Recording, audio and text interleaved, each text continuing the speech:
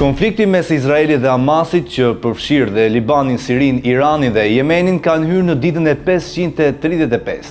Numri viktimave në Gaza ka kaluar në 50.000 sipas autoriteteve të Hamasit. Ushtria izraelite ka publikuar pamje të kolonave të tangjeve dhe mjeteve të blinduara që lëvizin drejt jugut, ndërsa divizioni 36 po përgatitet pas muajsh operacione në veri.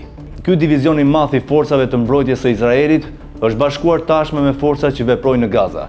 Sipas Washington Post, një pushtim i plot i Gazës do të kërkonte deri në 5 divizione, por rezervistët shfaqin skepticizmin për luftimet. Ndërkohë thirrjet për dialog poshtohen si brenda Izraelit ashtu dhe fuqive ndërkombëtare, por qeveria e Netanyahut vazhdon ofensivën ushtarake.